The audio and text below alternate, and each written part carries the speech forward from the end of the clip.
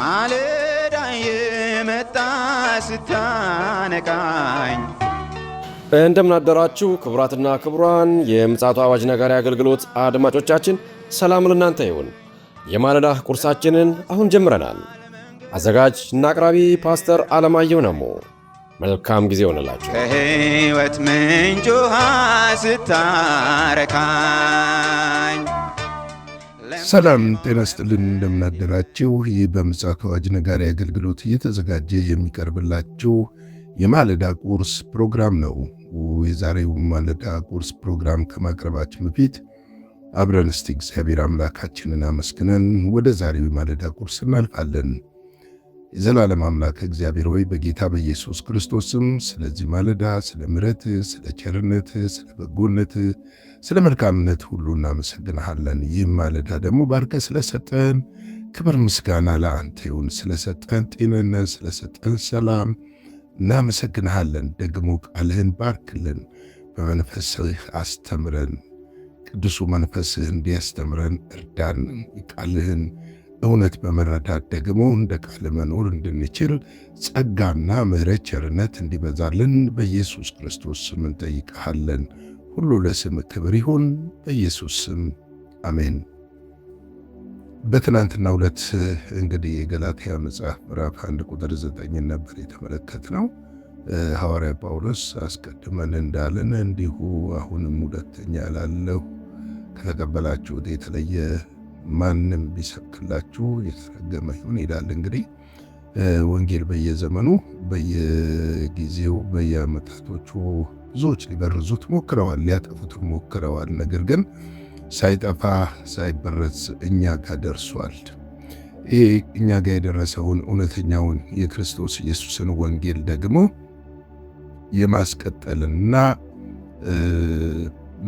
ለትውልድ የማስተላለፍ ክርስቶስ ኢየሱስ ካልመጣ እኛ ካልሄድ የማስተላለፍ ኃላፊነት አለብን ብዬ አምናለሁ። ስለዚህ ነው ጳውሎስ አጥብቆ በዚህ ጉዳይ ላይ በተለይም በገላትያ ቤተ ክርስቲያን ላይ የደረሰ የነበረውን የሐሰት አስተምሮት ጫናን በመቃወም እንደዚህ ጠማማ ወንጌልን ከእግዚአብሔር ቃል ያፈነገጠን ነገር የሚያመጡላችሁ እነሱ የተረገሙ ይሁኑ ብሎ የሚናገረው ቀላል አይደለም። ምክንያቱም በዘመናት መካከል ብዙ የስህተት አስተማሪዎች ተነስተዋል። እኔ ክርስቶስ ነኝ የሚሉም ተነስተዋል።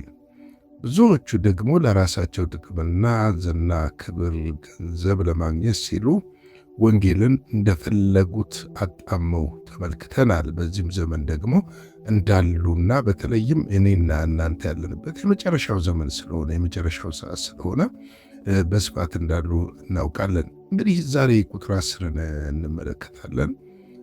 ቁጥር 10 እንደዚህ ይለናል፣ ሰውን ወይስ እግዚአብሔርን አሁን እሺ አሰኛለሁ? ወይም ሰውን ደስ ላሰኝ እፈልጋለሁን? አሁን ሰውን ደስ ባሰኝ የክርስቶስ ባሪያ ባልሆኑ ይላል፣ ባልሆኑ ብሎ ይናገራል። እንግዲህ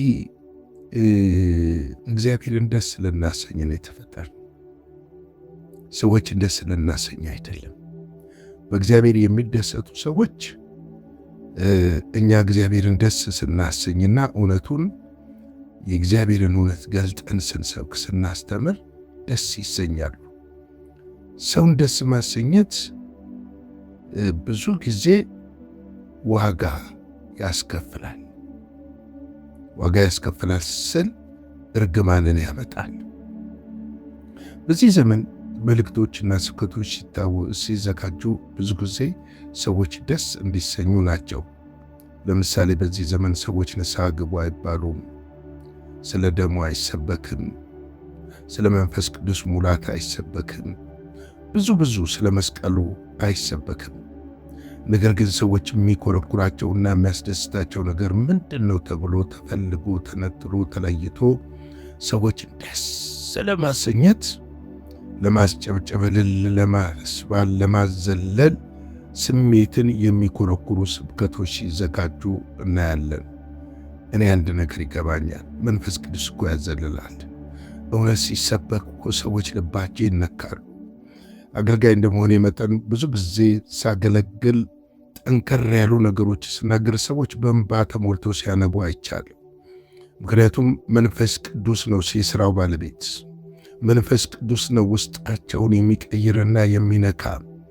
እኛ ባዘጋጀነው የብልሃት መልእክት ሰዎች መለወጥ አይችሉም። ምናልባትም ስሜታቸውን አንቀሳቅሰን ኮርኩረን አስቀን አስጮኸን አስጨብጭበን ከአዳራሽ ሲወጡ ያው ሊሆኑ ይችላሉ።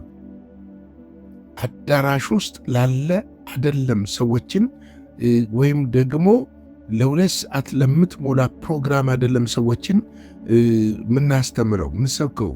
በሕይወታቸው ዘላለማዊ የሆነ ለውጥ እንዲመጣ ነው። በመንፈስና በሥጋ የሆነ ለውጥ እንዲመጣ ነው።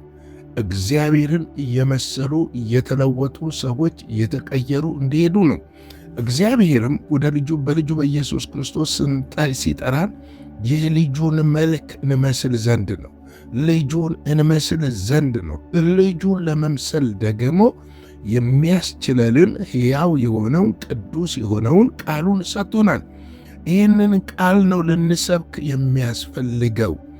እግዚአብሔርን ነው እንጂ ደስ ልናሰኝ የጠራንን የላከንን መልእክቱን የሰጠንን የመልእክቱ ባለቤትን እሱን ነው ደስ ልናሰኝ የሚገባው እንጂ ሰዎችን አይደለም።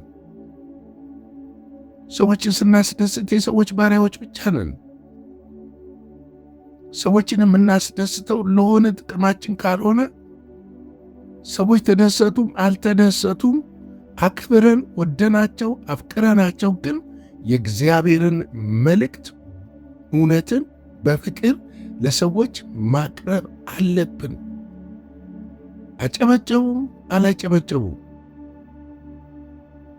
ዛሬ ካልተጨበጨበ እልል ካልተባለ ካልተጮኸልን ያገለገልን እንኳን አይመስለንም። እግዚአብሔር ያለ ሁሉ አይመስለንም። እግዚአብሔር የተናገረ ሁሉ አይመስለንም።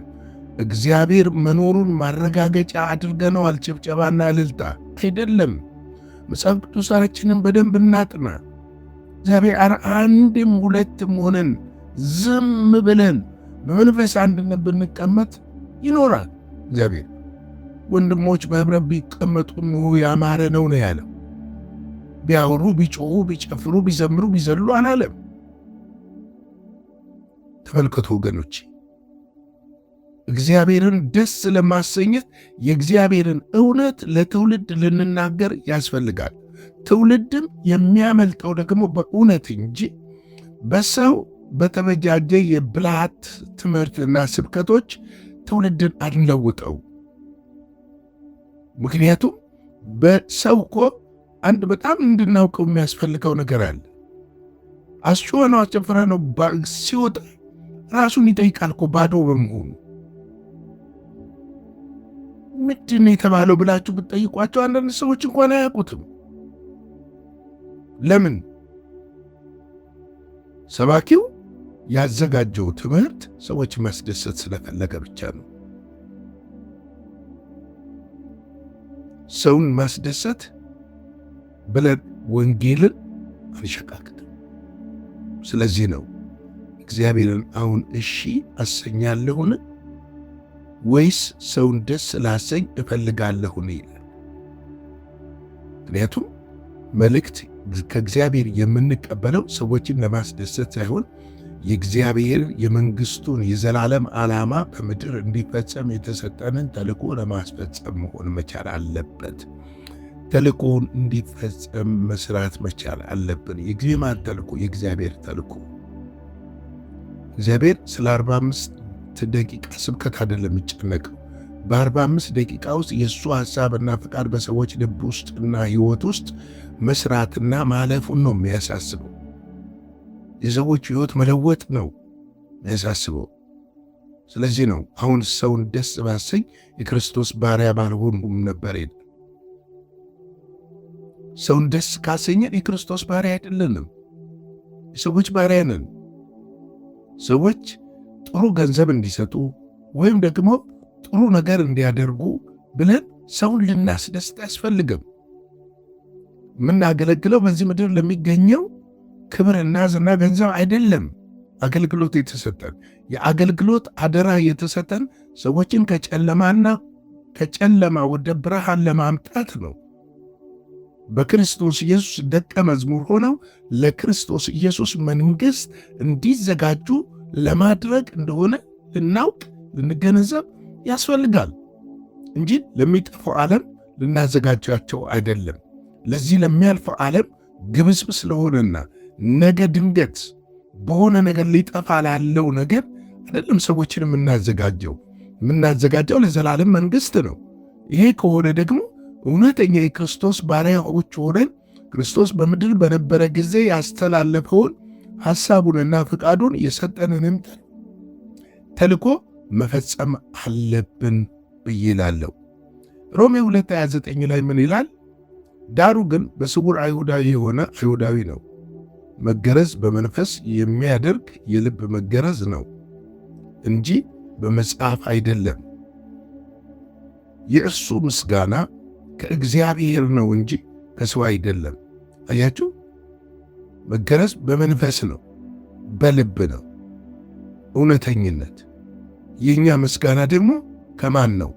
ከእግዚአብሔር ነው፣ ከእርሱ ነው፣ ከልጁ ከኢየሱስ ክርስቶስ ዘንድ ብቻ ነው። ከምድር የሚመጣውን ነገር አይደለም መፈለግ ያለብን። የላከን የጠራን የታመነ ስለሆነ ታማኝ አምላክ ስለሆነ ወገኖች የታመነ ነው። የነገራችሁን ሊያደርግ የታመነ ነው። የተጠራችሁበትን አብሯችሁ ሊፈጽም የታመነ ነው። የቃሉን እውነት በሕይወታችሁ ሊያረጋግጥ እርሱ የታመነ ነው። ስለዚህ ነው እርሱን ደስ ልናሰኝ ያስፈልጋል። እንዴት ደስ እናሰኝ? በእምነት ደስ እናሰኘው።